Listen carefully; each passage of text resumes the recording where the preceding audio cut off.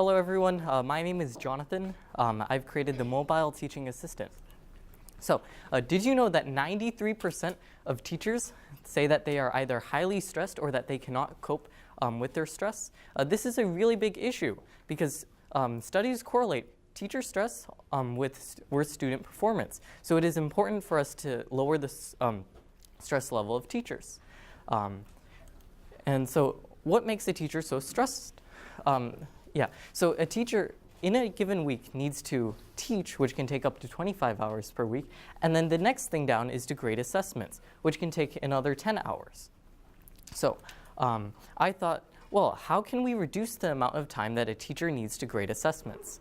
Well, currently there aren't that many solutions, and the current solutions can only scan something called the scantrons, or these long kind of SAT-style multiple choice papers.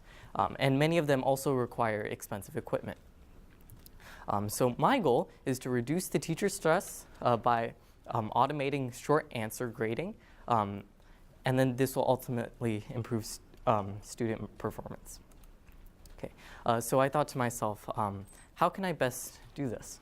My invention needed to be easy to use, portable, affordable, and also have a camera to analyze text. So I thought that the best way to help teachers would be to create an app. So right now, let's go to the demo. Anyways, we start off, if everyone can see, right now it's at the home screen. We can click over at settings to change the settings. I've already pre-inputted some correct answers, and I've already completed a kind of a worksheet that we can grade. So let us go back, and then now we can click over at the camera grader. This is where it can actually grade a paper. Let's click on choose image, and then let me choose the image. And then it says results will go here. At the very top it says date, period, and then name. So it analyzes the name, date, and period, better for teachers to see. And then it says correct answers and 2. And then if it is not correct, it actually gives a partial credit count. If we go back to the settings, we can see that we have the correct answers, and then below that we also have partial credit. So it analyzes all of the work, and it also includes the partial credit to be able to tell the teacher if the student has completed the question correct, and if not, how many partial credit points did they receive.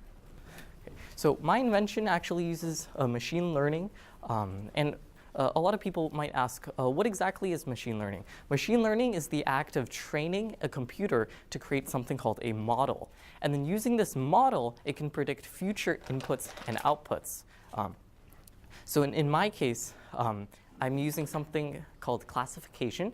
Classification is where we can give in, let's say, an image, and then the machine learning model can analyze this classification image, and then it classifies it as any number, symbol, or letter.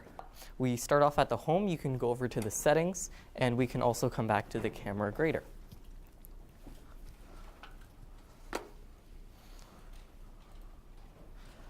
I started explaining this a little bit earlier. So machine learning takes in data to create a model, and here's a useful image that you can take a look at. We have in training data, then we train the algorithm to create a hypothesis, and then based on its performance, we give feedback to retrain the machine learning algorithm. All right, and how do I implement this?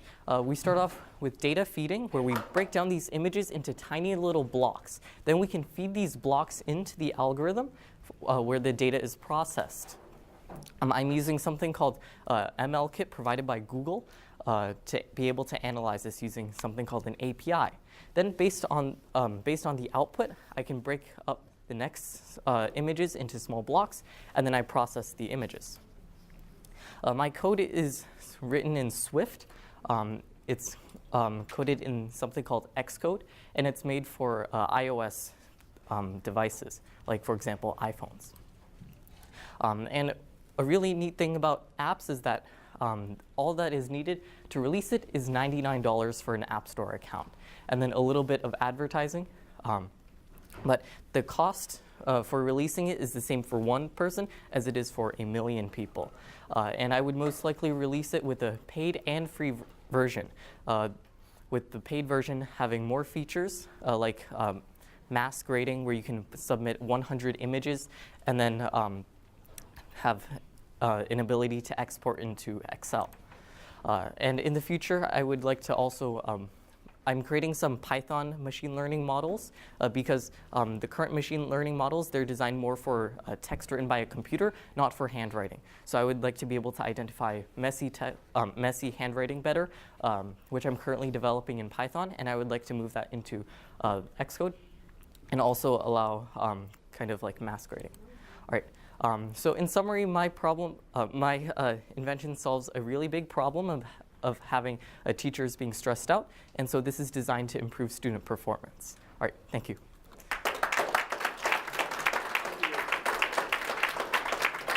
This goes to Mr. Werner, who actually is a math teacher.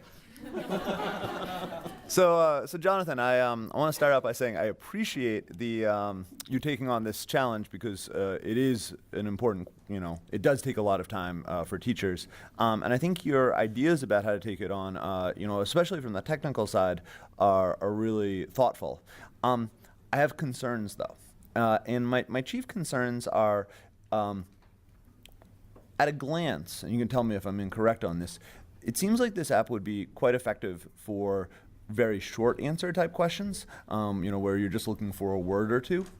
But those sort of short answer questions are very, very fast for teachers to grade. So that's not the sort of grading that takes 10 hours.